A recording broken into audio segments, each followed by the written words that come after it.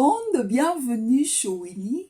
Je suis très heureuse de vous retrouver encore aujourd'hui dans une autre vidéo inspirante.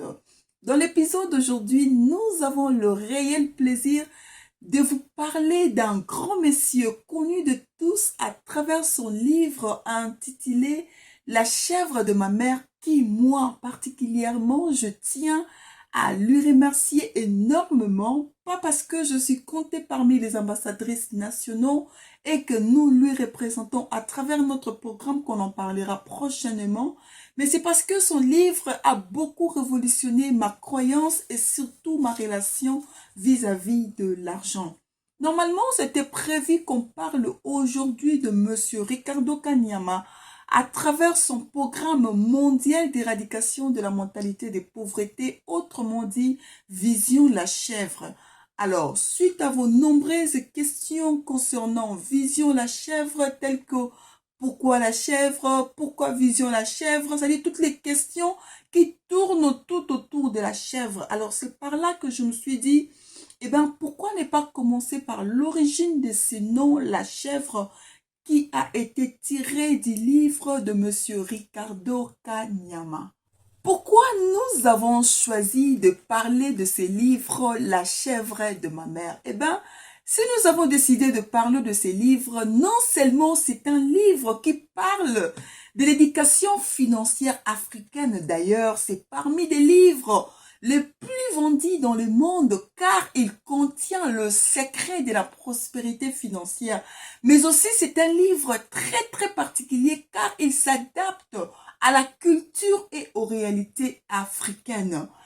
Ce petit livre que vous me voyez avec a fait vraiment la différence des autres livres. Demandez-moi pourquoi. Eh bien, c'est un livre qui traite la réalité de l'Afrique.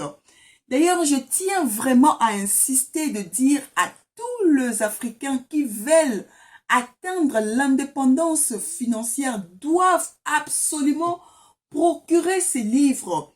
Ici, l'auteur explique clairement comment il avait fait son parcours afin que tous ceux qui auront l'opportunité de lire ces livres sachent quoi faire, disons presque le même parcours que lui.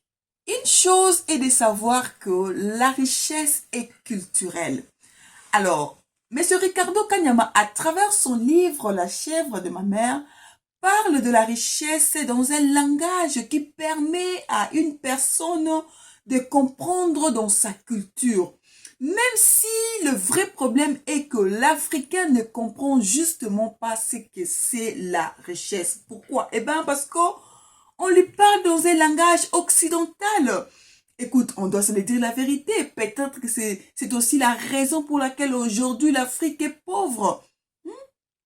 À travers ce livre, M. Ricardo Kanyama apporte sa contribution scientifique de nous faire comprendre dans sa culture ce que c'est la richesse.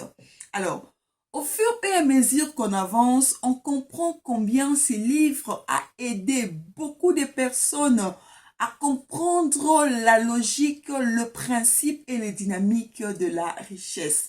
Écoute, nous connaissons tous des personnes qui se sont proclamées comme des millionnaires, des personnes qui ont suffisamment de choix, c'est-à-dire de l'argent.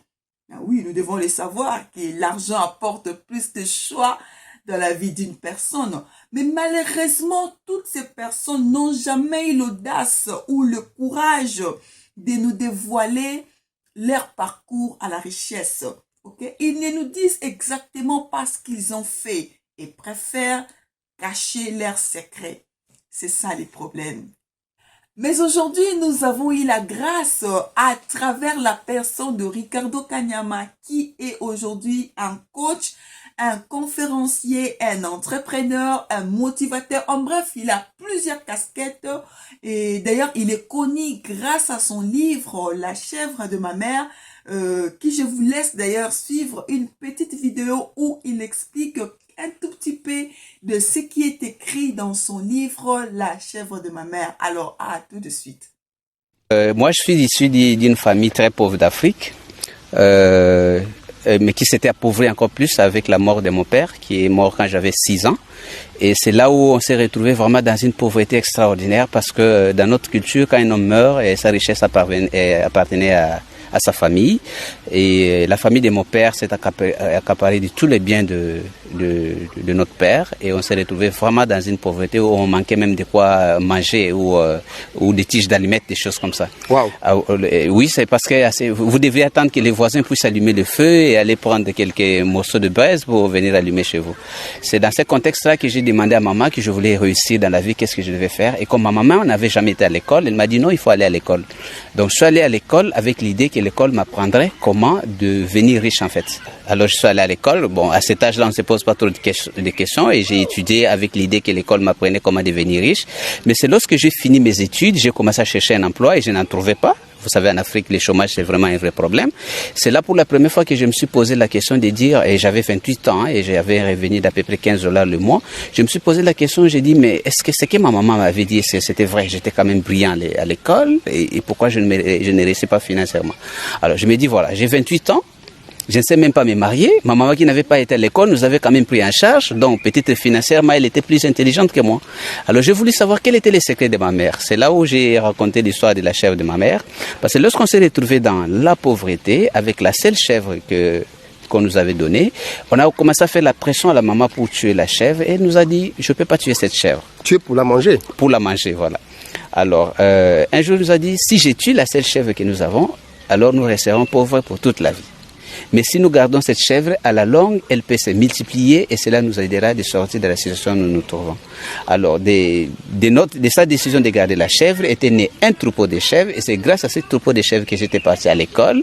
Et lorsque j'ai commencé à faire les recherches sur l'intelligence financière, notamment avec Benjamin Franklin, Kiyosaki, et Clason et tout, je voyais que les principes étaient vraiment similaires aux principes de ma maman, que devenir riche n'a pas à voir avec la quantité d'argent que vous gagnez, mais avec ce que vous faites de votre argent. C'est comme avec la chèvre. Quand vous avez une chèvre, vous pouvez décider de consommer votre chèvre et de ne plus avoir un troupeau de chèvres, tout comme vous pouvez décider de garder la chèvre et de cette chèvre pénétrer un troupeau de chèvres.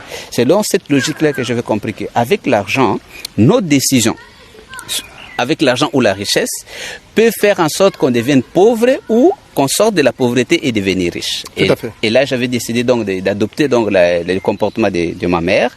J'ai commencé à épargner une partie de mon argent. Oui, avec les petits $15. Avec les petits $15, parce que c'est le principe. Benjamin Franklin dit, tout celui qui gagne tout ce qu'il doit gagner et qui épargne ce qui peut épargner, excepté les dépenses nécessaires, finira par devenir riche. Alors, j'ai commencé à épargner $10 sur les 15, et un jour, j'ai eu $50, et ces $50 que j'ai dit, voilà, c'est la chèvre de ma mère. Au lieu d'utiliser ces $50 pour la consommation, je vais essayer de garder ces $50 et trouver les moyens pour le faire fructifier pour qu'un jour aussi que je puisse avoir un troupeau de chèvres.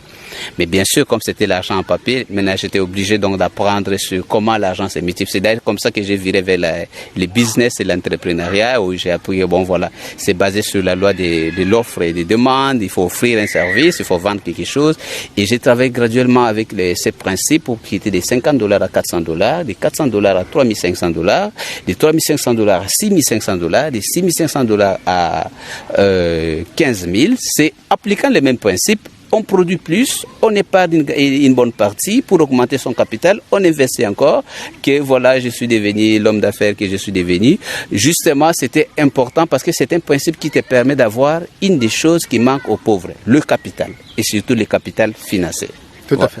Et nous pouvons apprendre tout cela à partir du livre La chèvre de ma mère. Justement, tout ça figure dans ton livre, hein. Tu racontes ton histoire, et plus en détail d'ailleurs. Vous venez de suivre tout de suite là ce que Monsieur Ricardo Kanyama était en train de dire. Vraiment, la suite se trouve dans son livre La chèvre de ma mère, que je vous invite vraiment à aller procurer. Pourquoi? Parce que ces livres dévoilent de stratégies pour créer de la richesse sans argent et démontrent clairement que l'abondance financière n'est pas seulement réservée à ceux qui naissent dans la richesse. D'ailleurs, dans ces livres, on comprend que l'auteur qui est la personne de Ricardo Kanyama fait partie des témoignages vivants des personnes qui ont eu à accéder à la richesse en partant strictement de rien, et aujourd'hui il nous conseille comment vivre avec de l'argent et surtout comment vivre avec le peu pour atteindre l'indépendance et devenir riche.